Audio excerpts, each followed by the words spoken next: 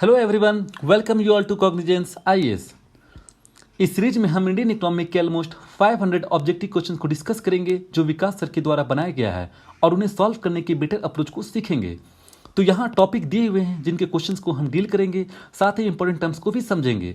जैसा कि हम लोग जानते हैं कि इंडियन इकोनॉमिक्स काफ़ी ज़्यादा हाईली वेटेज हैं to all the competitive exam, specially UPSC, CAPF and PCS exam. So without wasting time, let's start today discussion.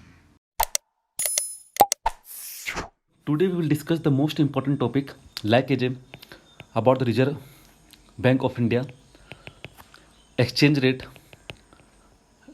nominal exchange rate and real effective exchange rate। ये सब सारे topics पे हम लोग discuss करने वाले हैं। सो आज का हम लोग का जो पहला क्वेश्चन है, question number 46। Consider the following statement regarding the reserve bank of India. तो यहाँ पे ये पूछा जा रहा है कि आपको रिजर्व बैंक ऑफ इंडिया में यहाँ पे कौन कौन से ऑप्शन सही होंगे। पहला ऑप्शन ये बोल रहा है it was setup on the basis of the recommendation the Hilton young commission. देखिए ये आपका स्टैटिक पोर्शन से है, अगर आपको पता है तो मारिए यहाँ पे, अदरवाइज आप यहाँ पे टिक मत कीजिए। ओके, सेकेंड ऑप्शन यहाँ पे कहा जा रहा है it was set up as a shareholders bank but was nationalised in 1949। ये हम लोग को तो पता है कि जो रिजर्व बैंक ऑफ इंडिया है वो हम लोग का कब 1949 में ही नेशनलाइज किया गया था। ओके, लेकिन ये हम लोग को नहीं पता हो सकता है कि शेयर होल्डर के रूप में था या नहीं था, मतलब सेटअप अगर किया गया था शेयर होल्डर के टाइप में था या नहीं था, लेकिन बाद में इनको नेशनलाइज कर दिया गया था 1949 में। देखिए यहाँ पे ये स्टैटिक पोर्शन है और ये मैं बता देना चाहता हूँ कि ये जनरली जो रिजर्व बैंक ऑफ इंडिया है ये आपका हिल्टन यंग कमीशन में ही रिकमेंडेशन दिया गया था यहाँ पे, और ये पहले हम लोग का शेयर होल्डर था और नेशनलाइज किया था 1949 में, इसलिए आपका यहाँ पे आंसर सी हो जाएगा। देखिए जो रिजर्व बैंक ऑफ इंडिया है वो 1934 प्रोवाइड किया गया था यहाँ पे स्टेचुरी बेसिस से, और यहाँ पे एक तरह से फंक्शंस डिराइव किया गया था आरबीआई का, जो बाद में इनको ऑपरेशन में लाया गया था अप्रैल 1, 1935। ओके, चलिए चलते हैं नेक्स्ट क्वेश्चन पे। Consider the following statement in an economic. देखिए यहाँ पे पहला क्वेश्चन, फर्स्ट ऑप्शन क्या बोल रहा है, क्वेश्चन नंबर 47 का, value of the transactions is generally higher than the value of the output. पहला ये बोल रहा है कि क्या ऐसा होगा कि जो आपका ट्रांजेक्शन्स है वैल्यू का वो जनरली हायर होगा आपका जो भी जीडीपी का आउटपुट निकल रहा है। देखिए इसको समझने के लिए आपको थोड़ा सा इकोनॉमिक्स का सर्वे भी पढ़ना होगा और एज वेल एज आपको थोड़ा सा एनालिसिस भी करना होगा ये सही हो रहा है नहीं हो रहा है। देखिए सबसे पहली बात हम लोग को ये पता होना चाहिए कि जीडीपी क्या होता है। जीडीपी जैसे हम लोग जानते हैं, एज वेल हम लोग हमेशा की तरह डिस्कस करते हैं कि that is the final value of the goods and service produce in an economy. लेकिन यहाँ पे आप देखिए कि जब यहाँ पे आपका ट्रांजेक्शन्स होता है, जब ट्रांजेक्शन्स होता है तो यहाँ पे इकोनॉमिक में इंटरमीडिएट गुड्स का ट्रांजेक्शन्स काफ़ी ज़्यादा होता है, इंटरमीडिएट गुड्स बीच में काफ़ी ज़्यादा आते हैं। अच्छा, इंटरमीडिएट गुड्स अगर बीच में आ रहे हैं तो यहाँ पे क्या होता है कि आपका जो वैल्यू द ट्रांजेक्शन्स होते हैं वो काफ़ी ज़्यादा हायर हो जाता है आपका final output of the economy का, इसलिए ये आपका ऑप्शन सही होगा। सेकेंड ऑप्शन पे चलते हैं। यहाँ पे money required for transactions in the economy is equal to the value of the transactions. यहाँ पे आप खुद लॉजिक लगा सकते हैं कि जो आपका मनी रिक्वायर हो रहा है ट्रांजेक्शन्स में इकोनॉमिक में वो आपके इक्वल होंगे वैल्यू ऑफ ट्रांजेक्शन से। ऑब्वियसली बात है यहाँ पे ये कम होगा, ये नहीं होने वाला, इक्वल तो होगा ही नहीं इस पोजीशन पे। तो यहाँ पे आप देख सकते हैं कि आपका ऑप्शन सेकंड यहाँ पे गलत है। इस तरीके से आपका आंसर क्या होगा, ए होगा। ओके, देखिए यहाँ पे जो मैं बात कर रहा हूँ ये इंटरमीडिएट गुड्स की, तो यहाँ पे एक कॉन्सेप्ट आता है वेलोसिटी ऑफ द सर्कुलेशन। ये वेलोसिटी ऑफ सर्कुलेशन होता क्या है, यहाँ पे जैसे कॉन्सेप्ट है यहाँ पे जस्ट कॉन्सेप्ट आता है यहाँ पे वेलोसिटी ऑफ सर्कुलेशंस की। तो ये वेलोसिटी ऑफ सर्कुलेशंस होता क्या है, देखिए ये जनरली वेलोसिटी ऑफ सर्कुलेशंस ये बताने की कोशिश कर रहा है कि जो आपका मनी है वो मूव करता है one hand to another hand, तो उन्हीं को हम बोल सकते हैं वेलोसिटी ऑफ द सर्कुलेशन। अब देखिए ये अगर मूव कर रहा है, जैसे कि मैं यहाँ पे अभी आप लोगों को बताया कि किसके बारे में, इंटरमीडिएट गुड्स के बारे में मैंने बताया। तो यहाँ पे जो इंटरमीडिएट गुड्स है, अगर मान लीजिए कोई प्रोडक्ट ए है और वो फाइनल प्रोडक्ट A2 में बदल जाता है, A1 आपका रो में, तो बीच में काफ़ी ज़्यादा ट्रांजेक्शन्स होंगे, उनमें काफ़ी ज़्यादा प्रोडक्ट्स भी ऐड होने वाले हैं इंटरमीडिएट गुड्स, तब जाके वो फाइनल गुड्स बनने वाले हैं। तो यहाँ पे आप देख सकते हैं काफ़ी ज़्यादा वेलोसिटी ऑफ सर्कुलेशन होने वाला है। तो इसी जगह पे आप बोल सकते हैं कि जो आपका रिक्वायर्ड हो रहा है ट्रांजेक्शन मनी ट्रांजेक्शन में, तो उस केसेस में आप यहाँ पे देख सकते हैं total value of the transaction economy में क्या हो रहा है। यहाँ पे इस केस में अगर देखेंगे तो ट्रांजेक्शन ज़्यादा हो रहा है लेकिन मनी जो रिक्वायर्ड हो रहा है वो आपका कम हो रहा है। ओके, इसलिए आपका आंसर ए होगा। चलते हैं नेक्स्ट क्वेश्चन पे, क्वेश्चन नंबर 48। देखिए यहाँ पे ये स्टैटिक पोर्शन क्वेश्चन पूछा गया है, सीनियरेज ओके, सीनरेज का मतलब होता क्या है? सबसे पहले आपको समझना होगा कि एक्चुअली में सीनरेज का मीनिंग क्या होता है और ये यूज में क्यों है। तो देखिए, सीनरेज का मीनिंग अगर हम लोग समझने की कोशिश करेंगे तो देखिए, सबसे पहली बात, जो सीनरेज होते हैं यहाँ पे आपका जो करेंसी जो प्रिंट होते हैं, गवर्नमेंट क्या करती है, सॉरी आरबीआई क्या करती है, यहाँ पे प्रिंट करती है मनी को, और जो मनी को प्रिंट करती है उनसे जो प्रॉफिट होता है आरबीआई को या गवर्नमेंट को, उन्हीं को सीनरेज कहा जाता है। यानी यहाँ पे कहने का मतलब ये है कि जो प्रॉफिट हुआ है, जो बनाया जा रहा है गवर्नमेंट के द्वारा, जो इशू कर रहे हैं करेंसी को, उनसे जो प्रॉफिट हो रहा है उनको हम लोग सीनरेज कर रहे हैं। अगर मैं एग्जांपल लूं कि अगर गवर्नमेंट क्या कर रही है कि चलिए 1000 का नोट्स, 50 नोट्स वो क्या कर रही है, इशू कर रही है मार्केट में, मीन्स इंडिया में इंक्लूड किया जा रहा है, करेंसी को इशू किया जा रहा है। देखिए, अब ये करेंसी तो मार्केट में आ जाएगा, मनी सप्लाई हो रहा है काफ़ी ज़्यादा, और ये अगर ये मनी सप्लाई हो रहा है तो इनसे जो प्रॉफिट हो रहा है किनको, गवर्नमेंट को, तो उन्हीं को हम लोग सीनरेज भी कहा जाता है। अब मैं ये बता सकता हूँ, जैसे आप लोग भी देख सकते हैं कि अगर ये मनी सप्लाई हो रहा है तो यहाँ पे आप दोस्तों बता सकते हैं कि किस तरीके से इन गवर्नमेंट को प्रॉफिट हो रहा है, तो इन्हीं को हम सीनरेज कहा जाता है। तो अगर यहाँ पे ऑप्शन देखते हैं तो पहला ऑप्शन यहाँ पे आपको क्या देखने को मिलेगा, the income generated by the central bank on account of the money creation. Obviously बात है, ये ऑप्शन आपका ऑप्शन सही है, इसलिए यहाँ पे आप बोल सकते हैं कि ऑप्शन ए यहाँ पे सही है। दूसरा ऑप्शन आप देखेंगे तो आप अगर सीनरेज का कॉन्सेप्ट आपको पता होगा तो आप option B, option C and option D को आप एलिमिनेट कर सकते हैं। चलिए नेक्स्ट क्वेश्चन फिर आपका सीनरेज से है, क्वेश्चन नंबर 49। देखिए, यहाँ पे सीनरेज का मतलब मैं थोड़ा सा और डिस्कस कर देता हूँ, ताकि आप इजी वे टू आप यहाँ पे ऑप्शंस को एलिमिनेट कर सकते हैं और अच्छे तरीके से बना सकते हैं सीनरेज के कॉन्सेप्ट से क्वेश्चन। देखिए, सबसे पहली बात मैंने यहाँ पे बोला कि जो आपका प्रिंटिंग हो रहा है मनी का जब प्रिंट हो रहा है, इसका मतलब ये क्या हो रहा है, आपका रिवेन्यू इंक्रीज कर रहा है। रिवेन्यू आपका क्या कर रहा है, इंक्रीज कर रहा है। अगर यहाँ पे रिवेन्यू इंक्रीज कर रहा है, इसका मतलब क्या हो रहा है, मनी सप्लाई आपका काफ़ी ज़्यादा हो रहा है मार्केट में। जब मनी सप्लाई आपका इंक्रीज किया जा रहा है तो ऑब्वियसली बात है कि अगर मनी सप्लाई हो रहा है तो यहाँ पे क्या होता है, इन्फ्लेशन आता है। इन्फ्लेशन रेट आपका क्या होगा, इंक्रीज करेगा। अगर इन्फ्लेशन रेट इंक्रीज करता है, इसका मतलब ये है कि इंटरेस्ट रेट भी इंक्रीज करेगा। देखिए, अब इंटरेस्ट रेट कैसे इंक्रीज करेगा, आप ये भी सोच सकते हैं। देखिए, अगर इन्फ्लेशन होगा, पैसा ज़्यादा आएगा, पैसा अगर ज़्यादा आएगा तो यहाँ पे बैंक या आरबीआई क्या करेगी, यहाँ पे अपना मॉनेटरी पॉलिसी को यूज करेगी, या कमर्शियल बैंक भी यहाँ पे क्या करती है कि इंटरेस्ट रेट को इंक्रीज कर देती है। क्योंकि देखिए, पैसा अगर मार्केट में ज़्यादा है, लिक्विडिटी ज़्यादा है, तो गवर्नमेंट लोग क्या करती है या कमर्शियल बैंक क्या करते हैं, यहाँ पे अपना इंटरेस्ट रेट को इंक्रीज कर देते हैं ताकि और ज़्यादा प्रॉफिट हो बैंकों का। तो यहाँ पे अगर इंटरेस्ट रेट इंक्रीज हो रहा है तो आप देख सकते हैं, या इन्फ्लेशन अगर इंक्रीज हो रहा है तो यहाँ पर भी आप डायरेक्टली बोल सकते हैं कि प्राइस ऑफ द गुड्स क्या होंगे, यहाँ पे डिक्रीज करेगा। और प्राइस ऑफ द गुड्स अगर डिक्रीज करता है तो हम लोग यहाँ पे बोल सकते हैं कि वैल्यू ऑफ द मनी क्या होगा, आपका गिरेगा। तो यहाँ पे वैल्यू ऑफ द मनी भी गिरेगा, सॉरी यहाँ पे price of the goods increase करेगा। इन्फ्लेशन में इंक्रीज करता है ना, तो वैल्यू ऑफ द गुड्स आपका क्या होगा, यहाँ पे डिक्रीज करेगा। तो आप यहाँ पे देख सकते हैं कि इस तरीके से आपका सीनरेज का कॉन्सेप्ट आता है और किस तरीके से गवर्नमेंट यहाँ पे मनी क्रिएट करती है करेंसी को इशू करके। तो पहला ऑप्शन यहाँ पे बोला जा रहा है कि interest income on the reserve kept with RBI for the money creation. तो यहाँ पे आप देख सकते हैं कि इंटरेस्ट इनकम जो होता है तो वो कौन रखता है, रिजर्व रहता है, तो वो आरबीआई रखता है। आरबीआई उस तरह से क्या करती है, मनी को क्रिएट कर सकती है। Interest acquiring from the bank balance kept central bank as interest free balance in order to meet the reserve of the requirement. देखिए, जो आपका बी ऑप्शन है, यहाँ पे आप साफ साफ देख सकते हैं कि सेंट्रल बैंक यहाँ पे क्या करती है, कमर्शियल बैंक को यहाँ पे लोन में भी देती है, और आप देख सकते हैं यहाँ पे इंटरेस्ट फ्री बैलेंस भी देती है। इंटरेस्ट फ्री बैलेंस का मतलब यहाँ पे क्या है, आप CRR को देख सकते हैं। ओके, तो यहाँ पे इंटरेस्ट फ्री बैलेंस हम लोग CRR की बात कर रहे हैं। तो जो भी है यहाँ पे आरबीआई यहाँ पे क्या करती है, अगर मनी को इश्यू करती है तो इस पॉइंट पे आप देख सकते हैं कि उनको प्रॉफिट होता है। मीन्स प्रॉफिट होने का मतलब है कि उनके पास पैसे रिटर्न होते हैं, आते हैं उनके पास, उन्हीं से आरबीआई का यहाँ पे अर्निंग हो सकता है। तो यहाँ पर भी आपका सही ऑप्शन है सेकंड ऑप्शन। देखिए, थर्ड ऑप्शन यहाँ पे इन्फ्लेशन टैक्स के बारे में बात किया जा रहा है। अब देखिए, ये इन्फ्लेशन टैक्स होता क्या है, या इनको एक तरह से हिडन टैक्स भी बोला जाता है कहीं पर। तो इन्फ्लेशन टैक्स का मतलब ये होता है कि चलिए मैं आपको एग्जांपल्स बता रहा हूँ। चलिए, कोई पर्सन एक है, ओके, और ये पर्सन अर्निंग कर रहा है 1 मंथ में आपका कितना, चलिए 1 लाख रुपए अर्न करता है, 1 लाख रुपीज अर्न करना है, ठीक। लेकिन ये उस टाइम जो टैक्स दे रहा है, मान के चलिए कि 10% टैक्स दे रहा है यहाँ पे। तो 10% टैक्स दे रहा है मतलब 10,000 रुपये ये क्या कर रहा है, टैक्स पे कर रहा है।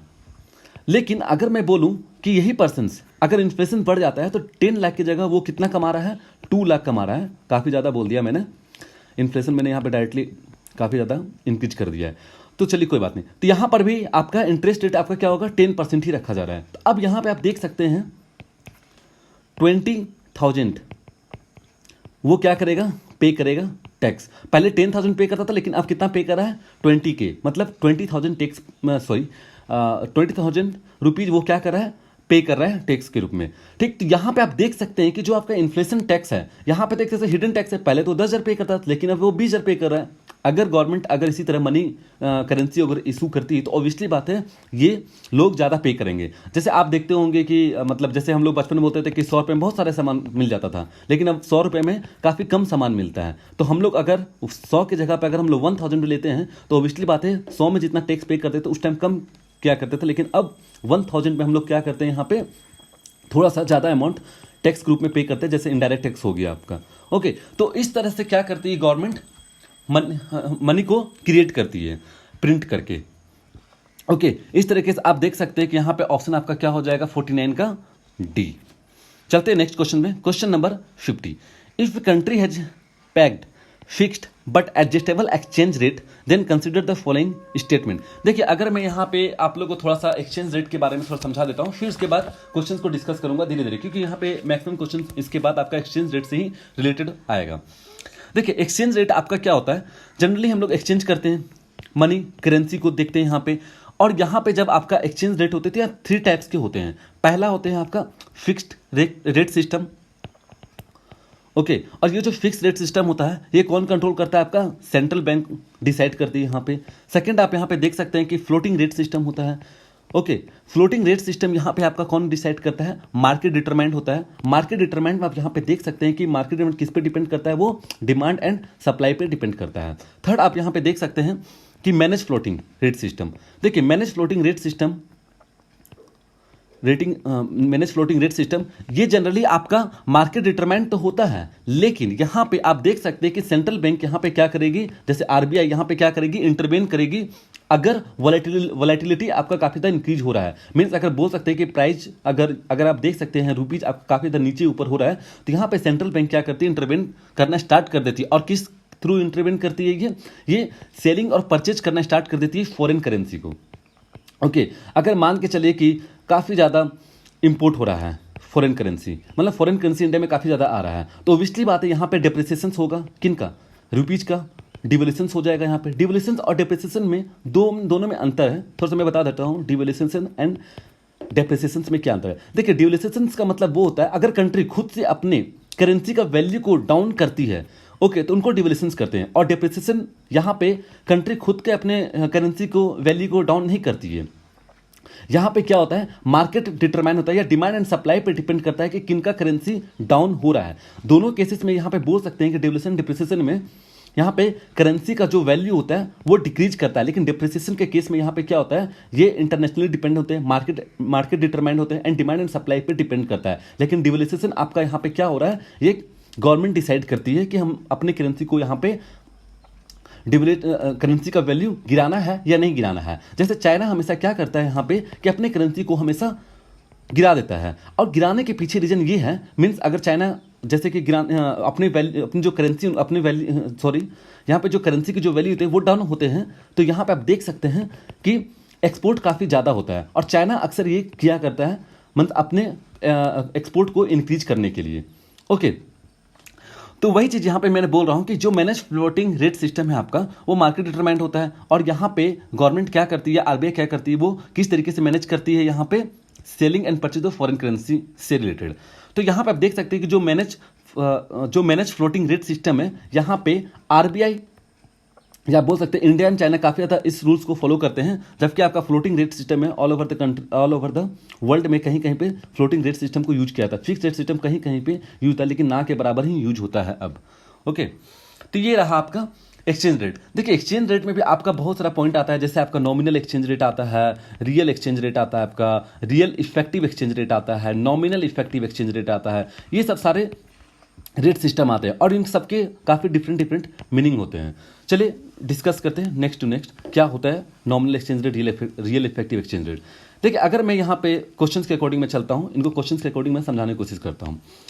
15 नंबर क्वेश्चन यहाँ पे क्या कर रहा है, if a country is a pegged मतलब फिक्स्ड बट एडजस्टेबल, मतलब यहाँ पे मैनेज फ्लोटिंग रेट सिस्टम की बात की जा रही है, then the consider the following statement. तो अगर आप देखेंगे यहाँ पे पहला ऑप्शन क्या कह रहा है, इन्फ्लेशन इन द कंट्री में make it export less competitive. तो यहाँ पे अगर इन्फ्लेशन अगर बढ़ता है कंट्री का तो यहाँ पे एक्सपोर्ट आपका क्या हो रहा है, लेस हो रहा है। जैसे आप यहाँ पे देख सकते हैं कि आप एग्जांपल जैसे मैं समझाता हूँ नॉमिनल एक्सचेंज रेट होता क्या है।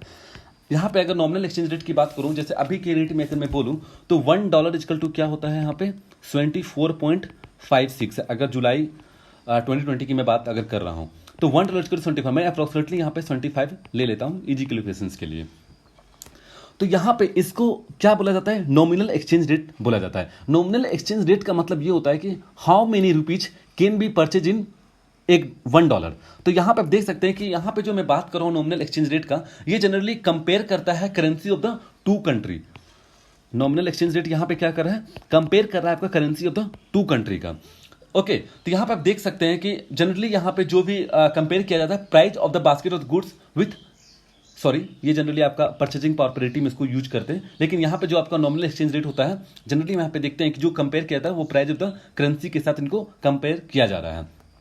ओके तो यहाँ पे जो आपका है, जैसे मान के चलिए $1 इक्वल टू 74.56 है, 56 रुपीज़ है। तो इसका मतलब ये हो रहा है कि जो आपका $1 में यूएसए में मिलने वाला है, ओके जैसे आप ले सकते हैं $1 में आपको यहाँ पे कोल्ड ड्रिंक मिल रहा है, कहाँ पे, यूएसए में, और यहाँ पे 25 रुपये में एक कोल्ड ड्रिंक मिल रहा है इंडिया में। ओके तो यहाँ पे आप देख सकते हैं कि अगर $1 में यहाँ पे एक कोल्ड ड्रिंक मिल रहा है और 25 रुपये में एक कोल्ड ड्रिंक इंडिया में मिल रहा है, तो यहाँ पे आपका कंपेयर करते यहाँ पे कॉन्सेप्ट आता है आपका परचेजिंग पावर पैरिटी का कॉन्सेप्ट आता है। और परचेजिंग पावर पैरिटी आपको ये बताता है कि ये जनरली कंपेयर करता है price of the basket of good with different country. Okay जैसे आप देख सकते हैं कि जनरली ये आपको ये बताता है कि जो भी आप सामान 25 रुपये में परचेज कर रहे हैं इंडिया में, वो आप $1 में परचेज कर सकते हैं यूएस में। तो अगर यहाँ पे परचेजिंग पावर पैरिटी का अगर रेट निकालते हैं यहाँ पे तो P1/P2 होता है। ओके तो यहाँ पे आप देख सकते हैं कि $4 में, एग्जाम्पल में लेता हूँ, अगर $4 में आप कोल्ड ड्रिंक खरीद रहे हैं, ओके तो यहाँ पे जनरली क्या होगा, 4 × 75 300 रुपीज़ में आप कोल्ड ड्रिंक खरीद सकते हैं अगर इंडियन रुपीज़ की मैं बात करूं। लेकिन इंडिया में वही अगर 100 रुपीज़ में एक कोल्ड ड्रिंक मिल रहा है। ओके तो यहाँ पे आप देख सकते हैं कि आपका परचेजिंग पावर पैरिटी इंडेक्स या परचेजिंग पावर पैरिटी क्या बताता है, P1/P2।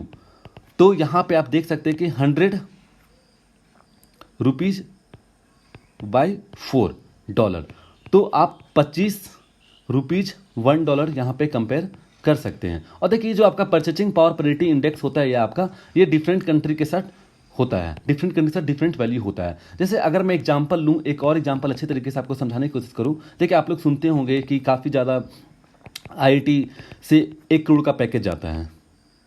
ओके किसी किसी लोगों का चल जाता है, लेकिन ये काफ़ी ज़्यादा अमाउंट नहीं है। अगर यूएसए में अगर उनका 1 करोड़ का पैकेज गया तो अगर वहाँ पे नॉमिनल एक्सचेंज रेट की अगर बात करूँ तो यहाँ पे जनरली क्या, अगर मैं $10,000 की बात करता हूँ, एक बंदे को $10,000 मिल रहा है पर मंथ। ओके तो यहाँ पे अगर मैं नॉमिनल एक्सचेंज रेट की बात अगर लूँ तो $1 इक्वल टू कितना होता है, 75। तो यहाँ पे आप 10,000 × 75 कीजिएगा तो वो आपका एक्चुअली में वो नॉमिनल एक्सचेंज रेट के बारे में बताता है। अगर उनको 75 लाख के आसपास यहाँ पे मिल रहा है तो अगर, और फिर × 12 कर दीजिए तो ये आप देख सकते हैं 1 करोड़ के आसपास चला जाएगा। लेकिन यहाँ पे अगर मैं देखूंगा पीपीपी के टर्म में, परचेजिंग पावर पैरिटी के टर्म में देखूंगा तो जनरली अभी डेटा तो मुझे नहीं मालूम कितना है परचेजिंग पावर पैरिटी यूएस के साथ। तो अगर मैं अप्रोक्सीमेटली अभी ले लेता हूँ 2017 में 18 के आसपास था, अगर मैं अभी लेता हूँ 20 के आसपास होगा परचेजिंग पावर पैरिटी इंडेक्स। तो यहाँ पे मैं 20 से मल्टीप्लाई करूंगा, 10,000 × 20, तो 1 मंथ का आप यहाँ पे देख सकते हैं कि कितना ज़्यादा कम होगा, 2 लाख के आसपास यहाँ पे आने वाला है। और यहाँ पे आप देख सकते हैं 7.5 लाख के आसपास यहाँ पे जाएगा। ओके तो यहाँ पे आप देख सकते हैं काफ़ी ज़्यादा डिफरेंसेस क्रिएट हो जाता है अगर मैं नॉमिनल एक्सचेंज रेट और परचेजिंग पावर पैरिटी इंडेक्स से रिलेट करता हूँ तो। इसलिए कहा जाता है कि नहीं, जनरली आपका जो परचेजिंग पावर पेरिटी इंडेक्स है वो cost of the living index के बारे में बताता है, स्टैंडर्ड ऑफ लिविंग के बारे में भी बताता है। ओके, चलिए चलते हैं 15 नंबर क्वेश्चन पे। तो यहाँ पर आप देख सकते हैं 15 का question number, option number 1, inflation in the country में make it export less competitive. तो यहाँ पे आप देख सकते हैं अगर इन्फ्लेशन होता है तो ऑब्वियसली बात है वहाँ पे आपका कॉम्पिटिशन क्या होगा, आपका कम होगा।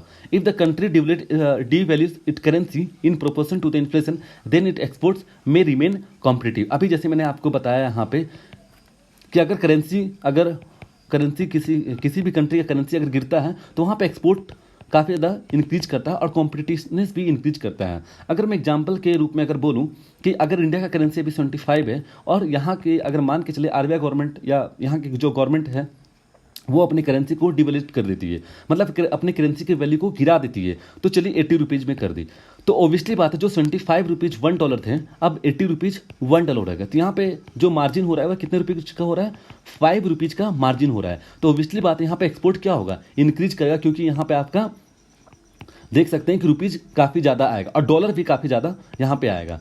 तो यहाँ पे प्रॉफिट या यहाँ पे बोल सकते हैं कि लोग एक्सपोर्ट ज़्यादा करना पसंद करेंगे। तो इसलिए यहाँ पे आप देख सकते हैं कि if the country devalues in the currency in proportion to the inflation then its export में रिमेन कॉम्पिटिटिव। तो इसलिए यहाँ पे ऑप्शन क्या होगा, सी ऑप्शन सही होने वाला है। नेक्स्ट क्वेश्चन पे चलते हैं, question number 51, which of the following statement are true regarding the India's present exchange rate system, rupee dollar. देखिए यहाँ पे आप ऑप्शंस को पढ़ के भी एलिमिनेट कर सकते हैं, इजी वे टू। पहला क्या बोला, रूपी dollar rate depend on the market force and demand supply. Obviously आपका जो भी रूपी डॉलर रेट है ये आपका मार्केट डिपेंड पे होता है और डिमांड सप्लाई पे डिपेंड करता है। RBI regulate the rupee dollar rate, sorry यहाँ पे आरबीआई नहीं करता है, इसलिए यहाँ पे ऑप्शन सेकंड क्या होगा, रॉन्ग हो जाएगा। तो अगर आप एलिमिनेट करते हैं सेकेंड ऑप्शन तो आपका बचता है A B C. RBI intervene the forex market, obviously यहाँ पे अगर वोलेटाइल होगा, अगर प्राइस काफ़ी ज़्यादा ऊपर नीचे होगा वैल्यू ऑफ द करेंसी का, तो वो इंटरवेन तो करेगा ही फॉरेक्स मार्केट में। RBI regulate the forex market, हाँ यहाँ पे आरबीआई भी रेगुलेट करती है फॉरेक्स मार्केट को, मनी मार्केट को और गवर्नमेंट सिक्योरिटी मार्केट को रेगुलेट करती है आरबीआई, इसलिए इसका आपका ऑप्शन क्या होगा, ऑप्शन नंबर सी होगा। चलते हैं question number 52, RBI intervene in the foreign exchange market. तो यहाँ पे इंटरवेन करती है, तो यहाँ पे कौन कौन सा ऑप्शन सही होंगे, क्यों यहाँ पे करती है intervene, to contain the volatility in the rupee, अभी जैसे मैंने बताया, तो यहाँ पे बैलेंस करने की कोशिश करती है वॉलेटिलिटी को। ओके, तो ये ऑप्शन तो सही होगा। To set the price band of the rupees in the terms of dollar, obviously बात है ये आपका ऑप्शन गलत होगा। ये सेट नहीं करती है कि आपका $1 में अभी 75 रुपये है तो ये सेट कर देगी $1 में अभी 80 रुपये होंगे, ये सेट नहीं करते जनरली। हाँ ये जनरली आप बोल सकते हैं यहाँ पे कि इंटरवेन कर सकते हैं यहाँ पे, लेकिन यहाँ पे सेट नहीं करेंगे प्राइस को। जनरली ये आपका बहुत सारे फैक्टर पे डिपेंड करता है सेट करने को लेकर के कि आपका कितना प्राइस बैंड होना चाहिए रुपी इन टर्म ऑफ डॉलर में। ओके, इसलिए आपका सेकंड ऑप्शन यहाँ पे क्या होगा, गलत होगा। इसलिए आप यहाँ पे देख सकते हैं कि 52 का ऑप्शन ए सही होगा। चलिए चलते हैं नेक्स्ट क्वेश्चन पे, question number 53, the consider the following statement regarding the purchasing power parity exchange rate. अभी मैंने बताया पीपीपी के बारे में, परचेजिंग पावर पेरिटी के बारे में। ओके, यहाँ पे भी जैसे मैंने बताया परचेजिंग पावर पेरिटी आपका क्या बताता है, जनरली ये कंपेयर करता है price of the basket of good with different country. Okay, generally आप देख सकते हैं कि अगर $1 इजकल टू यहाँ पे 75 अगर मान रहा हूँ, और वहाँ पे भी जैसे मैंने लिया 25 रुपये में एक कोल्ड ड्रिंक मिल रहा है और वहाँ पे $1 में एक कोल्ड ड्रिंक मिल रहा है, तो जो भी प्राइस है whatever the ₹25 can be purchase in India, so $1 can be purchase in the USA। तो ये जनरली आपका सिर्फ कंपेयर करता है price of the basket of the goods. Okay, तो यहाँ पे अगर आप जाएंगे 53 नंबर क्वेश्चन के ऑप्शन पे, तो यहाँ पे आप देख सकते हैं कि if a two country have zero rate inflation then the PPP exchange rate will be constant. तो यहाँ पे आप देख सकते हैं कि आपका अगर इन्फ्लेशन जीरो है, यहाँ पे अगर इन्फ्लेशन जीरो है, कहाँ पे, दोनों कंट्री में जीरो रेट आपका inflation, then the PPP exchange rate will भी क्या होगा, यहाँ पे कांस्टेंट होगा। ऑब्वियसली बात है कि अगर वहाँ पे भी इन्फ्लेशन 25 रुपीज़ मिल रहा है, यहाँ पे कोई इन्फ्लेशन नहीं आया, और $1 यहाँ पे है, तो यहाँ पे भी कोई इन्फ्लेशन नहीं आया, तो ऑब्वियसली बात है यहाँ पे क्या होगा, पीपीपी एक्सचेंज रेट यहाँ पे क्या होना चाहिए, कांस्टेंट होना चाहिए। ओके, तो चलते हैं नेक्स्ट ऑप्शन पे, the price of the good will be same in the both the country when converted the PPP exchange rate. देखिए यहाँ पे कहने का मतलब ये है कि जब भी आप exchange rate of the convert आप यहाँ पे कर रहे हैं प्राइस ऑफ द गुड्स के बारे में, तो यहाँ पे आप देख सकते हैं कि आपका जो भी कन्वर्ट करते हैं प्राइस ऑफ गुड्स, तो यहाँ पे सेम होगा अगर कन्वर्ट करते हैं तो। ओके, जैसे कि यहाँ पे $1.75 है, तो अगर आप कन्वर्ट करें तो यहाँ पे आपका परचेजिंग पावर पैरिटी इंडेक्स में आपका पैरिटी में आकर यहाँ पे क्या होगा, सेम होने वाला है। इसलिए यहाँ पे आप देख सकते हैं कि ऑप्शन नंबर सी यहाँ पे करेक्ट होगा। 54 चलते हैं नेक्स्ट क्वेश्चन पे। Which of the following statements are true in the case of the currency of the two country are at the purchasing power parity. Okay, तो यहाँ पे ये कहने का मतलब है कि अगर मान के चलिए कि करेंसी, अगर दोनों करेंसी का जो कंट्री वो सेम होने वाले हैं एट परचेजिंग पावर पैरिटी में, तो यहाँ पे आपका बताइए कि कौन सा ऑप्शन सही होने वाला है। कहने का मतलब है कि अगर $1 इजकल टू अभी जैसे 25 रुपीज़ हो गया और ये करेंसी आपका दोनों का दोनों सेम हो जाएगा, जैसे कि $25 इजकल टू 75 रुपीज़ अगर हो जाएगा, तो कौन सा ऑप्शन सही होने वाला है।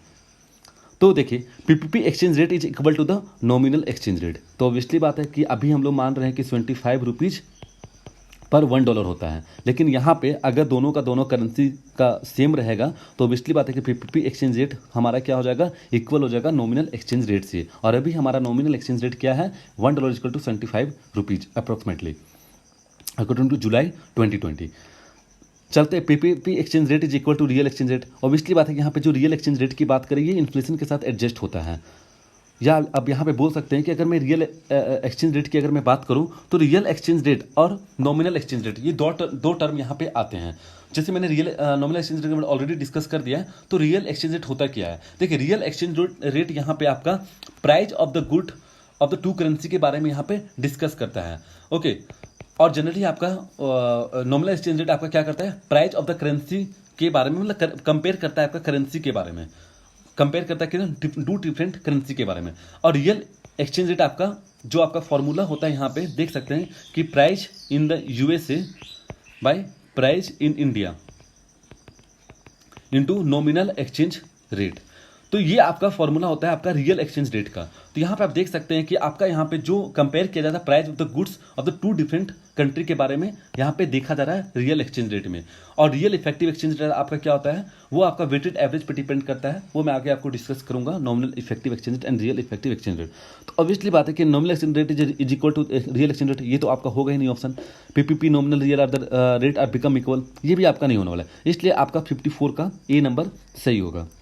चलिए चलते हैं क्वेश्चन नंबर 55 पे। Which of the following statement is correct. चलिए पढ़ते हैं, एक एक ऑप्शन को देखते हैं और उसके बाद एलिमिनेट करने की कोशिश करते हैं। अगर an over valued currency will boost export from the country, जैसे अभी मैंने डिस्कस किया यहाँ पे कि करेंसी अभी 25 है इंडिया का, अगर ये वैल्यू ओवर वैल्यूशन अगर होता है कहाँ पे, अगर वैल्यू बढ़ रहा है 25 से आपका 70 रुपीज़ हो गया, तो यहाँ पे क्या हुआ, करेंसी ऑफ वैल्यू क्या हुआ, इंडियन करेंसी का वैल्यू क्या हुआ है, यहाँ पे इंक्रीज किया। तो यहाँ पे आपको लगता है कि एक्सपोर्ट बूस्ट करेगा। अभी मैंने क्या बोला, 75 से 70 रुपीज़ में हो गया, तो लोग एक्सपोर्ट तो करना पसंद नहीं करेंगे यहाँ पे। तो इस केस में आपका क्या होगा, ऑप्शन ए गलत हो जाएगा। An under value currency will boost the export from the country. तो अगर मान के चलिए 25 से 80 रुपीज़ हो गया, तो लोग यहाँ पे ऑब्वियसली बात है कि एक्सपोर्ट करना पसंद करेंगे, क्योंकि यहाँ पे प्रॉफिट ज़्यादा देखने को मिलेगा कंट्री में। ओके, तो यहाँ पे एक्सपोर्ट करना इजी रहेगा, इजी इन द केस कि यहाँ पे कॉम्पिटिटिवनेस काफ़ी ज़्यादा बढ़ जाएगा, इसलिए आपका ऑप्शन बी सही होने वाला है। ओके, और ये आपको मैंने भी जस्ट एग्जांपल दिया कि चाइना हमेशा अपनी करेंसी को डिवैल्यूड करते रहता है due to the export reason. Okay, तो यहाँ पे ऑप्शन बी सही है, सी आपका गलत हो गया, नन ऑफ द वो में भी आपका ये गलत हो जाएगा, इसके कारण से आपका ऑप्शन बी सही हो जाएगा। चलते हैं question number 56। Increase in India trade deficit में lead to which of the following option. देखिए, सबसे पहले आपको यहाँ पे कॉन्सेप्ट जानना होगा कि ट्रेड डिफिसिट का मतलब होता क्या है। अगर मैं ट्रेड डिफिसिट की बात कर रहा हूँ तो यहाँ पे इंपोर्ट एंड एक्सपोर्ट की बात करूँगा। ओके, और इंपोर्ट एंड एक्सपोर्ट में जब अगर बात करता हूँ तो इंपोर्ट काफ़ी ज़्यादा होगा एक्सपोर्ट से। अगर इंपोर्ट ज़्यादा होगा इसका मतलब ये है कि बाहर की करेंसी ज़्यादा है। जैसे अगर मैं बात करूँ तो डॉलर काफ़ी ज़्यादा इंडिया में एंट्री लेगा, और डॉलर अगर इंडिया में एंट्री लेगा तो ऑब्वियसली बात है कि हम लोग का जो रुपीज़ होगा उसका वैल्यू क्या होगा, डिक्रीज करेगा, और डॉलर का वैल्यू क्या होगा यहाँ पे इंक्रीज करेगा। ओके, तो इस केस में आप देख सकते हैं कि हमारा जो करेंसी होगा वो डेप्रिसिएशन में आ जाएगा, मतलब डेप्रिसिएट करेगा, वैल्यू ऑफ द करेंसी यहाँ पे क्या होगा, डाउन हो जाएगा। इसलिए आप यहाँ पे देख सकते हैं कि ऑप्शन नंबर बी सही होने वाला है। ओके, चलते हैं क्वेश्चन नंबर 57 पे, which of the following situation में lead to the depreciation of the country's currency with respect to one another. देखिए यहाँ पे आप एक एक करके समझने की कोशिश कीजिएगा तो आपको समझ में आएगा कि कौन सा ऑप्शन सही होने वाला है। तो यहाँ पे डेप्रिसिएशन की बात करें, इसमें से कौन सा ऑप्शन ये है कि आपका डेप्रिसिएशन लाइक सिचुएशंस को बना देगा। चलिए फॉरेन इन्वेस्टमेंट अगर मैं बात करूँ, इनफ्लो की बात करूँ, तो यहाँ पे अगर फॉरेन इन्वेस्टर आते हैं, तो यहाँ पे डॉलर लाते हैं, ओके, और डॉलर लाते हैं इस जगह पे, तो डॉलर ला रहे हैं तो डॉलर को वो क्या करेंगे, इंडिया में अगर आएंगे तो उसको बेचेंगे कहाँ पे, फॉरेक्स मार्केट में सेल करेंगे। और फॉरेक्स मार्केट में अगर सेल करेंगे तो रुपीज का डिमांड ज़्यादा होगा, और रुपीज का डिमांड अगर ज़्यादा होगा तो मतलब वैल्यू ऑफ द रुपीज क्या होगा, यहाँ पे अप्रिसिएट करेगा। और अप्रिसिएट का मतलब क्या होता है, value of the rupees increase करेगा। Okay, value of the money यहाँ पे क्या होगा, इंक्रीज करने वाला है। इसलिए यहाँ पे आप देख सकते हैं कि ऑप्शन ए यहाँ पे एप्रिसिएशन होने वाला है, ना कि डिप्रिसिएशन, इसलिए ऑप्शन ए यहाँ पे गलत हो जाएगा। चलते हैं ऑप्शन नंबर बी में, rise in the interest rate. अब यहाँ पे इंटरेस्ट रेट अगर इंक्रीज करता है तो यहाँ पे आप देख सकते हैं कि फॉरेन इन्वेस्टर काफ़ी ज़्यादा आएंगे और यहाँ पे इन्वेस्ट करेंगे किसमें, फिक्स्ड इंटरेस्ट रेट इंस्ट्रूमेंट में यहाँ पे लोग इन्वेस्ट करने वाले हैं। और जब ये इन्वेस्ट करेंगे तो ऑब्वियसली बात है कि जो डॉलर को यहाँ पे बेचेंगे यहाँ पे, और डॉलर यहाँ पे क्या होगा, डाउन होगा, और रुपीज़ यहाँ पे क्या होगा, वैल्यू यहाँ पे रुपीज़ का इंक्रीज होगा। तो इस केस में भी आप देख सकते हैं कि यहाँ पे एप्रिसिएशन होने वाला है, इसलिए ऑप्शन बी भी यहाँ पे गलत है। अगर ऑप्शन सी में चलते हैं, इंक्रीज इन द एक्सपोर्ट, अगर मैं यहाँ पे एक्सपोर्ट को इंक्रीज कर रहा हूँ तो बाहर से, अगर इंडिया से मैं बाहर भेज रहा हूँ यूएसए में, तो यहाँ पे डॉलर भी आ रहे हैं, और डॉलर आ रहे हैं इस केस में आप देख सकते हैं कि डॉलर आ रहे हैं, तो ऑब्वियसली बात है यहाँ पर भी आपका डिमांड ऑफ द रुपीज़ क्या होगा, इंक्रीज करने वाला है। क्योंकि हम लोग एक्सपोर्ट करें, अपने सामान को बाहर बेच रहे हैं, सेल कर रहे हैं, गुड को बाहर सेल कर रहे हैं, तो डॉलर तो आएगा ही, और डॉलर जब आएगा तो यहाँ पे क्या होगा, हम लोग का करेंसी इंक्रीज करने वाला है, मीन्स उसका वैल्यू इंक्रीज करेगा। तो यहाँ पर भी आप देख सकते हैं कि वैल्यू आपका क्या होने वाला है, करेंसी का अप्रिसिएट करने वाला, इसलिए आपका ऑप्शन सी भी गलत होगा। तो यहाँ पे कोई भी केसेस आपका डेप्रिसिएशन का नहीं बना। तो इस तरीके से आपका ऑप्शन नंबर डी सही होता है 57 का। चलिए चलते हैं नेक्स्ट क्वेश्चन पे, the export competitives of the country with trading partner can to be based measure through which of the following exchange rate. देखिए यहाँ पे मैं आपको समझाने वाला हूँ थोड़ा सा नॉमिनल एक्सचेंज रेट और nominal effective exchange rate and real effective exchange rate क्या होता है। एज ऑलरेडी हम लोग यहाँ पे देखें, नॉमिनल एक्सचेंज रेट और रियल एक्सचेंज रेट मैंने समझा दिया है।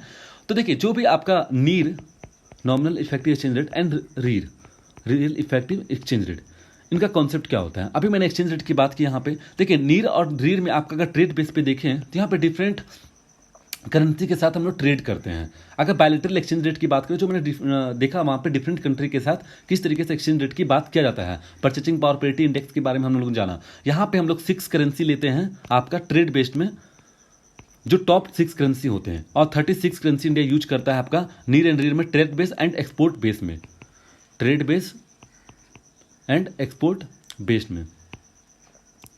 ओके, तो देखिए जो आपका नीर होता है, अगर नीर की अगर मैं बात करूं, यहाँ पे वेटेड एवरेज को लेते हैं। अगर मैं बायलैटरल एक्सचेंज रेट की अगर लेता हूं यार, तो यहाँ पे जनरली आपको जो टर्म दिया जाता है, जो भी है weighted average of the countries का जो करेंसी है, वो हम लोग चेक करते हैं हम लोग डिफरेंट करेंसी के साथ। अगर वो हम लोग चेक करते हैं डिफरेंट करेंसी के साथ, तो वो हम लोग जनरली क्या बोलते हैं, नीर कहलाता है। तो यहाँ पे जो आपका वेटेड एवरेज लेते हैं different goods, A B C D, कोई भी गुड्स में डिफरेंट गुड्स का हम लोग एवरेज ले लेते हैं वहाँ पे, अगर हम कंपेयर करें डिफरेंट कंट्री के साथ। तो ओके, तो उस केस में हम लोग क्या बोलते हैं, nominal effective exchange rate system की हम लोग बात करते हैं। लेकिन रियल इफेक्टिव एक्सचेंज रेट क्या होता है आपका, देखिए ये जो रियल इफेक्टिव एक्सचेंज रेट है, ये आपका एडजस्ट करता है इन्फ्लेशन के साथ, डे टू डे नहीं बोलेंगे, लेकिन हाँ ये इन्फ्लेशन के साथ आपका एडजस्ट करता है रियल इफेक्टिव एक्सचेंज रेट। तो यहाँ पर आप देख सकते हैं कि जो हम लोग यहाँ पे डिटरमाइन करते हैं, तो रिलेटिव ट्रेड बैलेंस हम लोग देखते हैं किनके बीच में, डिफरेंट कंट्री के बीच में। यहाँ पे देखते हैं